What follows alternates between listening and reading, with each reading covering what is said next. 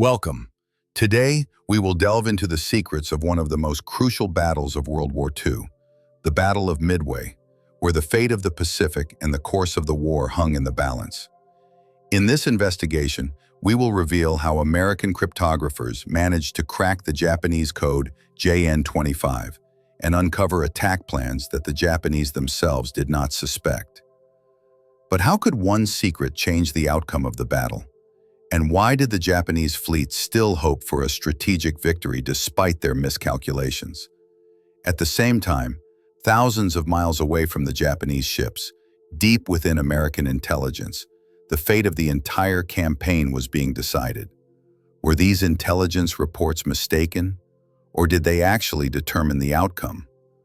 Why did Japanese commander Yamamoto believe in his plans, despite growing signs that American intelligence had intercepted his messages? And most importantly, who would win this game on the brink of life and death? The stakes were control over the Pacific, the lives of thousands, and the future of the entire war. In this video, we will gather all the scattered facts and show you the truth that changed the course of history. Are you ready to see what is hidden in archives and on the edges of possibility? Then let's begin. On the eve of a decisive battle that would forever change the course of World War II in the Pacific, a secret was concealed that could alter everything. A secret living in encrypted messages, encoded by a Japanese cipher that seemed impenetrable. At the very beginning of 1942, when the war in the Pacific reached its critical point, American cryptographers, led by Lieutenant Commander Joseph Rochefort, took on a task that seemed impossible. Setting aside doubts and fears, they immersed themselves in decrypting Japanese messages hidden behind layers of complex encryption algorithms. Their efforts were not only a technical feat, but also an act of faith that even the most hidden truth could break through the walls of Japanese secrecy. And despite all the difficulties, by mid-year they managed to get to the core. The Japanese code JN25, considered unbreakable, was cracked. This was a real breakthrough event that opened American eyes to the full extent of Japanese strategy. But while their laboratories worked in darkness, inside Tokyo, in the high chambers of the Imperial Palace, none of the Japanese strategists suspected that their messages were being read.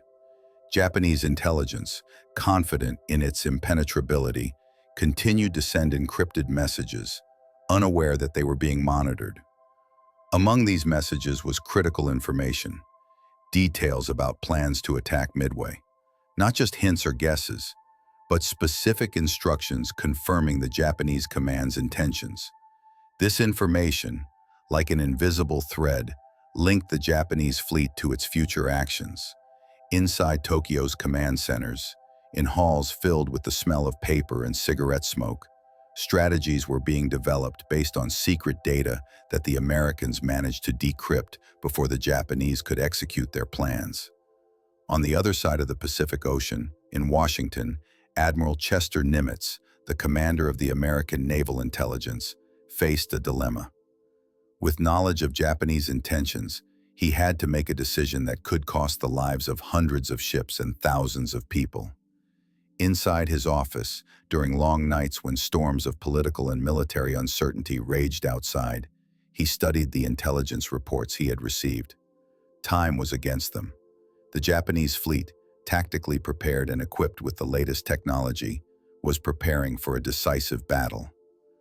But thanks to decryptions, thanks to the fact that the Americans knew about the Japanese plan before the Japanese could execute it, Nimitz held hope. He made the decision to prepare for defense despite the apparent superiority of the enemy.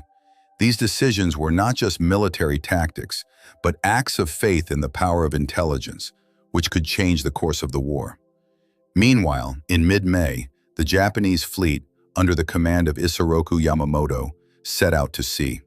They were heading toward their fateful goal, to seize Midway and destroy the remaining American fleet. Their ships, like shadows, glided across the water's surface, and silence reigned on the bridges, broken only by commanding orders. At the same time, in the American camp, preparations were in full swing. Despite outdated aircraft, internal disagreements, and fatigue, the Americans knew They had an advantage that could not be underestimated. Their intelligence, their knowledge of Japanese plans, their determination, all of this created an illusion of hope in a heart seemingly surrounded by danger. The question hanging over this moment is, can American intelligence, despite Japan's technological and strategic advantages, outwit them in the game of strategy and tactics? How will the decryption of Japanese messages influence the outcome of the upcoming battle? This is not only a question of military strength or technological superiority. It is a question of faith in knowledge, of the ability to foresee and respond to dangers, of the power of information that can become either a weapon or a shield.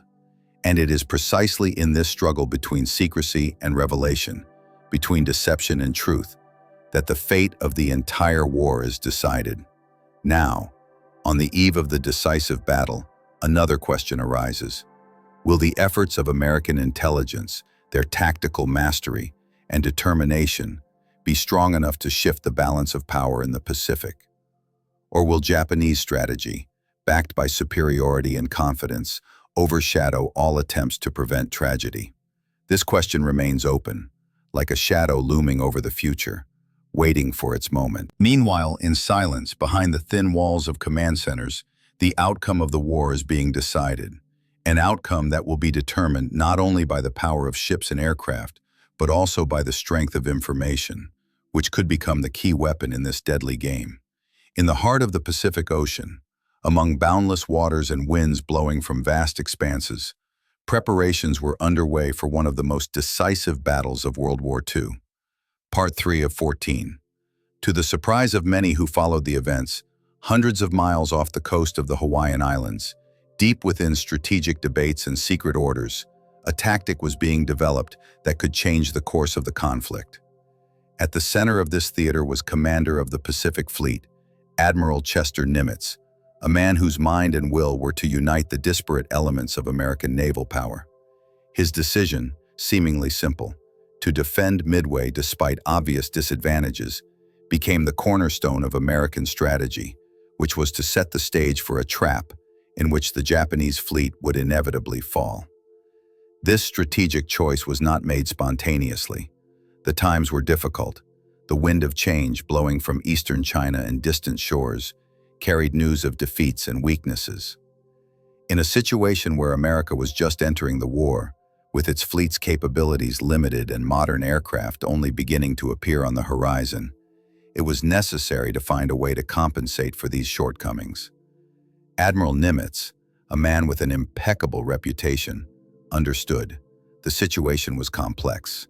He knew that, despite their numerical and technological superiority, the Japanese could fall into their own trap if the Americans prepared properly and utilized intelligence effectively. New ships, new aircraft, new tactical schemes were at his disposal. The 2nd Squadron, including aircraft carriers USS Enterprise and USS Yorktown, together with USS Hornet, was sent on a dangerous operation, not just for defense, but to create conditions for a strike. On March 12th, American aircraft carriers received new F4F Wildcat fighters, which were to serve as their shield in the sky. However, the outdated TBD Devastator torpedo bombers remained in service, despite their obvious moral and technological obsolescence. Time was not standing still, and even with limited modern resources, preparations had to proceed at full speed. In April, when the sun was already shining high over the Pacific Ocean, the crew of VT-8, brave pilots under the command of Lieutenant Commander John Waldron, conducted training. They honed their skills, rehearsed attacks, and prepared for a battle that could be their last. Their aircraft, like living creatures, were tested for durability and precision. Meanwhile, scouts, hidden in their navigators' cabins, gathered intelligence. The Japanese fleet, hiding near Midway, was carefully camouflaged, but their reconnaissance did not rest. Evidence obtained through radio intercepts, satellite reports, and aerial observations showed the enemy was approaching, and he was not going to waste time. The Japanese plan was simple, but dangerous. Distract the Americans with an attack on the Aleutian Islands, make them believe in weakness, and then deliver a crushing blow to Midway. At the end of May, the Japanese fleet began its long, perilous journey. Their ships and aircraft moved across the sea like shadows, hidden from reconnaissance eyes. These days, American commanders are debating, discussing tactics, trying to reconcile the need to support torpedo bombers, those that were meant to plunge Japanese ships into chaos, with strategic coordination that could ensure victory. Every decision, every word, every order at this moment could be decisive. The main question before us is, will the Americans, using intelligence and skillfully crafted tactics, be able to outweigh Japanese superiority? Will they be able to exploit the enemy's weak points, demonstrate the art of deception, and deceive the more powerful opponent? Time will tell, but hope and confidence in their strength, training, and intelligence became their most valuable weapons. And in this battle, not only technology and tactics determined the outcome. Human courage, intuition, and the ability to make unexpected decisions played a crucial role. At this stage, during the height of preparation, another important question arises. What mistakes could alter the course of the Battle of Midway? What unexpected decisions, random coincidences, or even misunderstandings could become the decisive turning point that would go down in history? After all, history teaches us that even the most carefully planned trap can be broken by a single mistake, a miscalculation, or an unforeseen circumstance. And just at this moment, when everything seems to be going according to plan, the game of fate begins, where every decision and action could be the last. Meanwhile, the enemy is not going to sit idly by. He is searching for his weakness, his mistake, his chance to strike at the most unexpected moment. Determining who will be craftier, who will prepare better. This is what will decide the outcome of the Battle of Midway, a battle that will forever change the course of the war and enter history as an example of strategic mastery, human bravery, and the harsh realities of war. In the foggy pre-dawn gloom, when the sky was still shrouded in the half-forgotten shadows of night, crews of the U.S. Air Force, young, hopeful, yet also anxious, prepared for what was to become one of the most fateful battles of the Pacific Campaign. At the heart of this preparatory period was the TM Squadron of the 8th Air Wing, commanded by Lieutenant Commander Waldron, a man whose gaze seemed capable of piercing any fog. He knew that ahead was not only a battle, but also a test of their weapons, their spirit, and their tactics. On board the ship, like a living map of combat losses and past mistakes, were outdated yet still dangerous aircraft, the TBD Devastator torpedo bombers. These planes embodied an era, heavy, bulky, slow, with low maneuverability. Their metal fuselages, scratched and rusted, served as a reminder of a past that they refused to forget. It was these machines that were to carry out a mission that could change the course of the war, despite their obvious obsolescence. In the cockpits were new pilots, unexperienced, but full of determination. They knew what awaited them, that the stakes were not just about fulfilling an order, but about the fate of their navy and their country. In March of the same year, when spring was just beginning to take hold on the Pacific Islands, the crews received a long-awaited gift: the first new F4F Wildcat fighters. They were more modern, faster, and more reliable. A chance for air defense, which had been desperately lacking in the previous months. These aircraft promised to change the balance of power. The pilots' expressions when they first took to the skies in the new machines were filled with a mixture of pride and anxiety. They knew each sortie was a chance, a risk, and a moment of great responsibility. However, even with the new fighters and enhanced training, the situation remained difficult. In April, just a few weeks after receiving the new aircraft, the TM-8 participated in the Doolittle raid. This daring attack on Japanese territory was a bold display of American spirit, but it hardly provided any combat experience. There was no real confrontation in the skies. Evidence from those days shows that pilots trained, rehearsed combat scenarios, and practiced maneuvers, but in reality, they were almost inexperienced, and their equipment was far from perfectly prepared for serious battle. Meanwhile, the Japanese fleet, like a shadow already on the horizon, had set out to sea. The target was Midway, a strategic point, the key to controlling the Pacific. Time was passing, and both sides, the Japanese and the Americans, continued their preparations. But not everything in these preparations went smoothly. Inside the command staffs, disputes flared up. Commander Waldron and his colleague, the squadron leader, had differing views on tactics. Waldron, an advocate of supporting torpedo bombers, insisted on more conservative, protective approaches. His opponents favored more aggressive maneuvers, using fighters as cover for the torpedo bombers. These disagreements were not just debates. They reflected deep divisions in understanding how an air attack should be conducted. And then, when the fate of the operation hung in the balance, a moment of true testing arrived. The outdated TBD Devastator aircraft remained in service, despite their low combat effectiveness. Intense debates about whether to use them, whether this was a sign of weakness or a strategic calculation, had no clear answer. Deep down, the commanders harbored troubling questions. Could these machines, despite their fragility, play any role at all? Or would their presence become a fatal mistake? The crews trained, prepared for battle, and considered tactics and strategies. They knew their aircraft were the weak link. They felt that even the most meticulously rehearsed training could not fully compensate for technical shortcomings. In their eyes, there was a mixture of resolve and uncertainty. Every pilot in the sky was not only a pilot, but also a representative of a generation that was about to face a test upon which the fate of the entire campaign depended. So the question before us is, how will outdated aircraft and tactical disagreements influence the outcome of the battle? The Battle of Midway is not just a clash of metal and fuel. It is a confrontation of ideas, strategy, and spirit.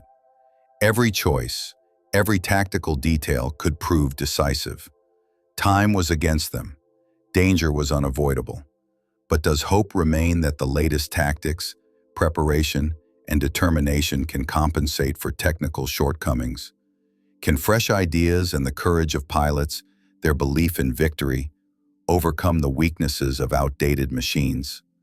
We face a question whose answer will determine the fate of the battle and possibly the entire war. In this confrontation, where every minute could be the last, not only metal matters, but also the human spirit. Because ultimately, it is the human spirit that decides who will emerge victorious from this foggy battle and who will be defeated. In that fateful morning gloom, when the sun barely pierced through the thick layers of clouds, begins the first chapter of this dramatic clash. Here, across the expanse of the Pacific Ocean, the fate of the entire world will unfold, and everything will depend on who can better understand and utilize the hidden signals, who can react in time and adjust their actions. Time is both an enemy and an ally.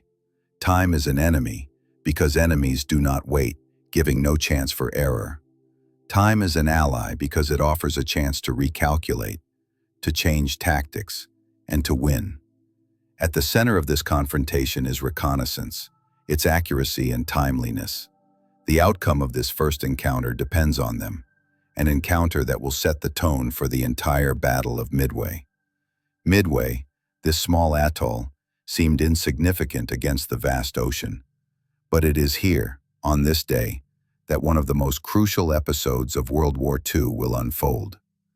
The Japanese fleet, commanded by Vice Admiral Yamamoto, is approaching its target. Its reconnaissance planes, invisible shadows in the sky, work tirelessly. They search, observe, and record every movement of American ships. These planes are like eyes, drawn into a game where every nuance, every detail can be decisive. They gather intelligence on the positions of American forces, their ships, and strategic locations. And this information is both their weapon and their weakness. It is important to understand that in those years, reconnaissance was not just part of military tactics. It was a high-stakes game, sometimes bordering on crime, because incorrect data could lead to catastrophe. At this moment, in the sky, the first scenes of this dramatic play unfold. American crews, experienced, hardened, ready for battle, detects signs of the enemy's approach, glances on the horizon, shadows passing in the sky. All confirm. The Japanese fleet has approached approximately 180 miles. This distance is negligible in the scale of the ocean, but it is critically important. Evidence obtained through radio signals, observations, and reconnaissance planes all point to the inevitability of an imminent clash. At this moment, tense preparations begin. American aircraft carriers, these underwater cities, start actively restructuring their plans. The pilots, like warriors, gather in their cabins, check their weapons, and prepare their aircraft for battle. Their hands tremble slightly, not out of fear, but from the awareness of the importance of the moment. Every second here feels like the last. Every breath is a challenge to fate. Inside the command structures, a storm of debates and discussions erupts. Who should lead the first attack? How should the forces be arranged to make the most of the reconnaissance data? Who can provide support to the torpedo planes so they won't be defenseless at the moment of attack? In such moments, it seems that the battle is decided not only by weapons, but also by the ability to command, make quick decisions, and play ahead of the enemy. Every word, every sentence is like a checkmate in a complex game. And here, at the center of this informational storm, arises the question: who is better prepared to strike? Who can read signals accurately? Who can change course and tactics in time? And in this lies the secret of success or defeat. At this moment, as if following a script, the Japanese ships change course. They, like shadows gliding over the waves, suddenly alter their direction, which the Americans notice. Evidence suggests that the Japanese may have made a mistake or decided to confuse the enemy. Waldron, the commander of the American fleet, foresees a possible error. He tries to adjust the plan, understand why the Japanese are acting this way, and how it might affect the entire strategy. Time is a critical factor. Every second of delay or wrong decision can be costly. Soon, at 7:25 a.m., the first Japanese ships appear on the horizon. Their silhouettes, dark and threatening, cut through the horizon's glow. Above them are already prepared pilots, their eyes focused, hands confident. They are ready to strike, a blow that could change the course of the war. During the preparation process, a new conflict arises within the American command. Whether to attack immediately or wait for Allied assistance to amplify the impact. This confrontation involves not only tactics, but also psychological warfare. Who can better utilize reconnaissance data? Who can adjust the plan in time to exploit the enemy's weak points? The question that worries both sides: who can coordinate their actions faster and more accurately? Who can outsmart the opponent in understanding the situation and acting swiftly and precisely? The main secret lies in the ability to correctly interpret intelligence, read signals properly, and implement the strategic plan in time. The central conflict of this day is: who will ultimately win the fight for control over the situation? Who can better use reconnaissance data and coordinate their forces more quickly? The Japanese, relying on the precision of their reconnaissance signals, might outpace the Americans, or vice versa. The Americans, with their more flexible tactics and ability to adapt quickly, could gain the upper hand. This question is not just a theory. It is a cry of fate, a decision that will influence the course of history. Who will be better at extracting the maximum from intelligence? Who will outperform the other in tactical play, in reading signals, and in resisting errors? And so, at the moment when the first Japanese ships appear on the horizon, the most tense period begins. A time when disagreements and misunderstandings could prove fatal. When seemingly minor details, a miscalculation, a missed cue, or an incorrect reaction could lead to catastrophe. It is precisely at this moment, when every second counts, that the importance of not only preparation, but also the ability of commanders, pilots, and scouts to unite into a cohesive tactical chain comes into play. The outcome of this struggle will serve as a litmus test for success or failure. It will determine who emerges from the battle alive and who is defeated. Thus, in this story filled with contradictions, strategic moves, and human destinies, the question remains open. Who will better utilize intelligence, and how will internal disagreements within the teams influence the outcome? How will these disagreements, misunderstandings, and disputes, sometimes seemingly insignificant, ultimately become decisive? And finally, how will all this affect the course of the battle and the fate of the world? Time will tell who will be stronger, but in its shadow, fate already lurks, and everything depends on who can understand and use the signals of the moment, the Japanese or the Americans. In the dawn hours of the 20th century, when the world was on the brink of a new era and war was becoming increasingly technologically complex and brutal, naval operations turned into deadly chess matches between powers. On that day, amid the height of the naval conflict, fate was decided in a relentless battle where every shot and every explosion could be the last. And it was precisely here, against the backdrop of the raging Pacific Ocean, that one of the most dramatic pages of the war unfolded: the attack of torpedo bombers, with their hopes, fears, and tragedies that would forever remain in the annals of history. In the early morning hours, as the sun just began to pierce through the fog and clouds, the command, giving the order to start the operation, understood. Much depended today not only on technology, but also on human courage, resolve, and fate. Waldron, the commander of the torpedo bomber group, felt this especially acutely. He was a man accustomed to risks, to danger hanging over him like the sword of Moloch.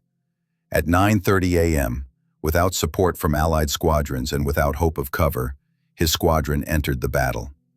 The sounds of engines, the piercing whistle of torpedoes, and the anxious commands of pilots ready for the final confrontation echoed in the air. The task was clear: to break through the Japanese defenses and strike one of the largest ships, the Japanese aircraft carrier, a symbol of the aggressor country's strategic superiority. But clarity of purpose did not mean an easy path. Waldron knew that this was not only a fight for survival, but also a battle for honor, for the chance to change the course of events. He did not share his comrades' opinion that the tactics should be more cautious. He was firmly determined to lead his group straight to the target, despite disagreements and risks. In his eyes burned the flame of resolve, and his heart beat in sync with the engines, drowning out the rhythm of anxiety and fear. The flight was filled with tension. Japanese fighters whistled and hummed in the air, their engines reminding them of the imminent danger. Waldron, concentrating on the approaching threat, maintained his course. At that moment, his aircraft was attacked. The sounds of anti-aircraft fire, flashes of light, and the noise of rockets created an atmosphere of hell. His plane, shrouded in clouds of smoke and sparks, was hit multiple times. An explosion nearby was both a sign of his demise and a signal of the end. Waldron perished in the sky. His plane was torn apart in a blazing explosion, leaving behind only smoldering debris and the echoing roar that lingered in his comrades' ears for a long time. The remaining torpedo bombers continued the fight, facing the formidable Japanese defenses. Their crews, weakened by losses and fatigue, fought for every meter of the sky. Many were shot down. Their planes exploded in the air, turning into fireballs that fell into the sea, transforming the water into a bloody mess. Others sustained severe damage, veered off course, or lost radio contact. Amid this chaos, only one survived: Ensign Gay, a young pilot whom fate had given another chance. Gay, wounded and exhausted, launched a torpedo at the ship he mistakenly believed to be the Japanese aircraft carrier Kaga. Fear and determination raged in his mind. His hands trembled, but he carried out the order.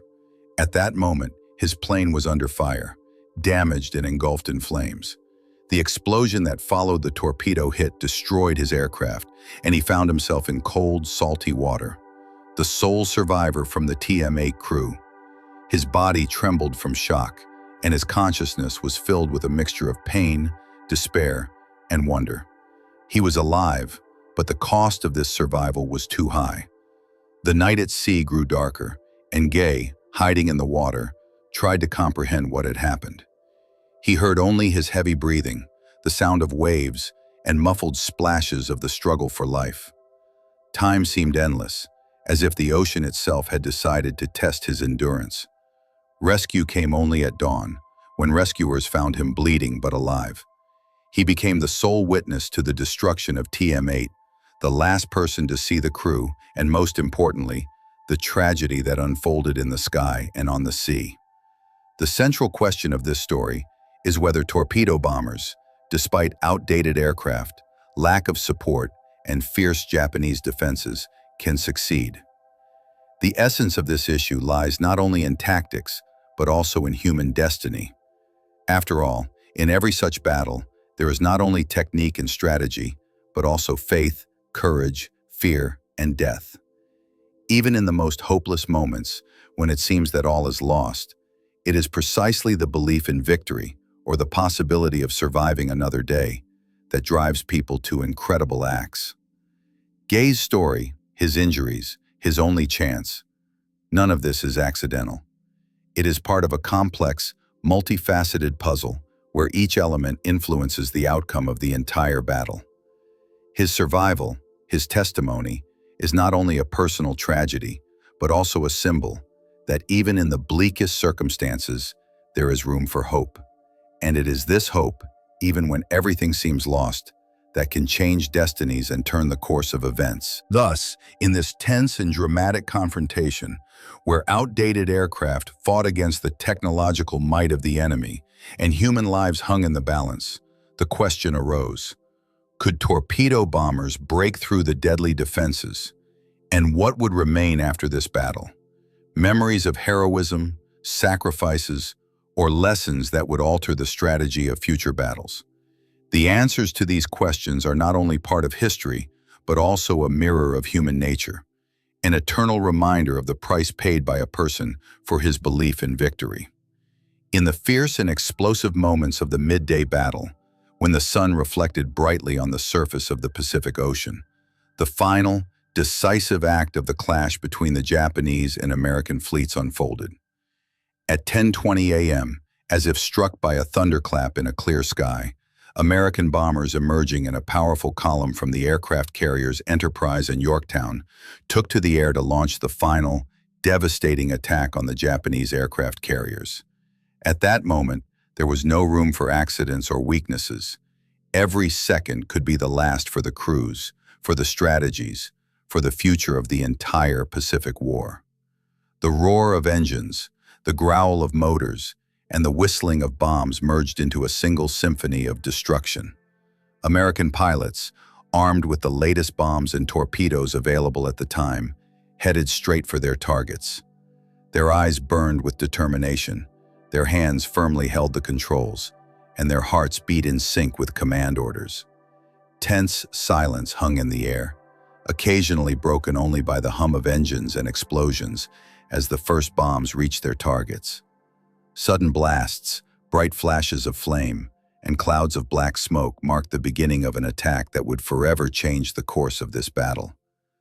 The Japanese aircraft carriers, standing in formation like giants, holding back the wave of American power, found themselves at the center of a fiery, hellish nightmare. Soon after the first strikes, Kaga, Soryu, and Akagi were engulfed in flames. Their hulls, previously seeming invincible, became victims of explosions and fires. The metal giants that once struck fear across the Western Pacific suddenly found themselves helpless. Flames erupted across the decks, deafening explosions roared inside the ships, and the fire, like a living creature, consumed everything in its path. Chaos reigned aboard the vessels. Crews, gripped by panic, fought for their lives, trying to extinguish fires or escape from the burning decks. But it was already too late. The control over the ships, previously seemingly flawless, vanished in the flames, and the command bridges became arenas of chaos and despair. The overall scene was staggering in its scale. Over 250 aircraft, which on that day, like fallen heroes, lost their combat capability. The three largest Japanese aircraft carriers, Kaga, Soryu, and Akagi, turned into burning ruins. Their wreckage drifted across the water, while fires raged on the bridges and decks, and crews, left without control and support, found themselves trapped. This chain of events was not merely a series of random incidents, but a vivid testament to how strategy, preparation, and resolve can collapse under the force of power and surprise. The losses of the Japanese fleet, exceeding 500 destroyed aircraft and 3 destroyed ships, dealt a blow below the belt to the Imperial Navy. Their plans to seize dominance in the Pacific, to destroy American aircraft carriers, now seemed nothing more than an illusion. The operation, conceived to deliver a crushing blow to the U.S. naval forces, turned into a catastrophe. An invisible hand of fate and tactical errors by both sides led to the Japanese fleet being disarmed at a critical moment. This day became a turning point, not only because the Americans achieved a strategic victory, but also because it marked the beginning of a new era in the war. The loss of 3 aircraft carriers and numerous aircraft meant that the Japanese fleet had lost its mobility, its strength, and the ability to control the sea situation. At the same time, American forces, despite their sacrifices, reached a long-awaited pinnacle. They proved that air superiority and the ability to strike key targets are not just tactical advantages, but the foundation for victory. In this confrontation, in this battle for fate, it was tactics and determination that played the key roles. The losses of crews are not just numbers and statistics. They are living people whose destinies are forever intertwined with this day. Their sacrifices, suffering, and heroism, all of this remains behind the scenes, but it is they who will shape the future course of the conflict. Shooting down dozens of aircraft is not just a loss of equipment, but a symbol of how high the cost of victory can be. Nevertheless, this day will cement the United States' status as the leading naval power in the Pacific, and their strategy will serve as a model for future combat operations. But the main question remains open. Can the American fleet, having lost 3 of its key ships, make the most effective use of the remaining advantage? What future awaits them in the struggle for dominance? And what will ultimately emerge from this bloody scene? What heroic acts, tactical mistakes, and strategic decisions will shape the course of this war moving forward? The answers to these questions are not as simple as they seem. They require not only an analysis of facts, but also an understanding of human destinies, errors, and heroism, which ultimately determine the outcome of this bloody struggle. It is within these reflections that the true meaning of this entire battle lies. In the decisions made at moments when fate depended on every shot, every bomb, and every command spoken. And in this lies their real significance. How heroism and tactical miscalculations on both sides, as well as fateful mistakes and heroic rescues, form the historical trajectory leading to the war's final outcome. Ultimately, it is these moments, their value and their cost, that will decide who emerges victorious from this battle and who will remain forever in the shadow of history. On that fateful June night, when the sky over the Pacific was torn apart by fiery flashes and the roar of explosions, the course of the global conflict changed. The Battle of Midway was not just another clash of ships and aircraft. It was a turning point that forever altered the strategic map of the war, put an end to Japan's ambitions, and opened new horizons for the United States.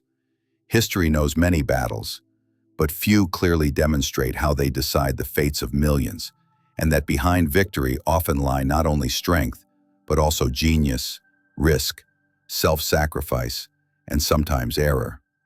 Today, we will delve into that night, which became epochal in the history of World War II, to understand why it turned out to be a decisive moment in the Pacific War, and what lessons it left for future generations.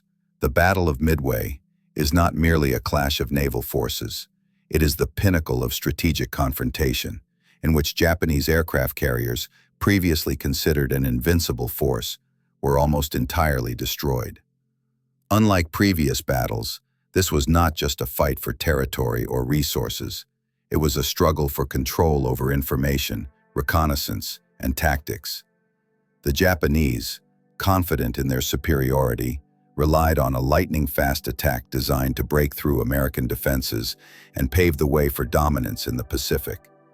But American intelligence, despite its limitations and outdated aircraft, managed to outsmart the enemy. Evidence from that time shows that thanks to precise decoding of Japanese codes and timely information, the Americans learned of the attack plans long before they were executed. This was a breakthrough in intelligence that allowed them to prepare defenses and strike unexpectedly at Japanese forces. As a result, during the heat of the battle, Japanese aircraft carriers were destroyed, and their air groups suffered devastating losses. It was a blow from which the Japanese fleet would never recover. The entire strategy based on rapid advancement and numerical superiority collapsed like a house of cards. But intelligence was not the only factor that secured victory. The most crucial role was played by the tactics and bravery of the pilots, among whom the heroes who became symbols of courage and self-sacrifice stood out. Valdrin was a young pilot whose plane was shot down in the initial attacks. But despite injuries and fatigue, he continued fighting until the last drop of fuel. Guy was the squadron commander who, risking everything, distracted the enemy fire to give his comrades a chance to deliver a decisive blow. The testimonies of those who witnessed their feats are irrefutable. Their heroism became a vivid example that even under conditions of absolute risk, the human spirit is capable of overcoming any obstacle. Their sacrifice became a symbol that in war, as in life, victory is not always the most important thing. What matters is the willingness to go to the end for the common cause, for the future. The victory at Midway was not only a tactical success, but also a strategic breakthrough. It reinforced the United States' status as a leading naval power capable of stopping any threat. The war in the Pacific, which until then seemed like an endless series of battles and victories, received a new momentum. The Japanese offensive was pushed back for several years, and their ambitions were halted. New technologies, such as improved radio communication, radar, and tactical coordination between ships, played a key role in this outcome. Analysis shows that success was achieved not only through technical superiority, but also through the ability to command effectively and adapt quickly to changing circumstances. This revealed the most important trait: flexibility and the ability to learn in combat conditions. The key factors of victory at Midway were not only weapons and tactics, but also human courage and mistakes. Command errors, underestimating the enemy's capabilities, misjudging the situation, all of these could have led to catastrophe. However, it was the heroism of individual pilots and commanders, their willingness to sacrifice themselves, that allowed the tide of events to turn. Analysis demonstrates that it was precisely the human factor, its mistakes and heroism, that determined the fate of this battle and ultimately the entire Pacific War. History teaches us that even the most brilliant plan can collapse under the pressure of the human spirit or errors in leadership. Strategy alone is not enough. Human resolve is equally vital. This victory had an irreversible impact on the course of history. It became a symbol of strategic wisdom, courage, and team spirit. Its lessons remain relevant to this day. In a modern world full of technological innovations and complex conflicts, it is fundamentally important to remember that behind every weapon are people. Behind every success is human heroism, and behind every mistake is a lesson that cannot be ignored. The Battle of Midway is not only about the past, it is about how important it is to see the human drama behind dry facts, how vital strategic flexibility and moral courage are. These qualities enable any army, any nation, to overcome difficulties and emerge victorious. But the main question that remains relevant is, what lessons are we drawing from this story today? What strategies, values, and character qualities help achieve victory in the most critical moments? And how can the heroism of individuals, their mistakes, and their bravery change the course of history?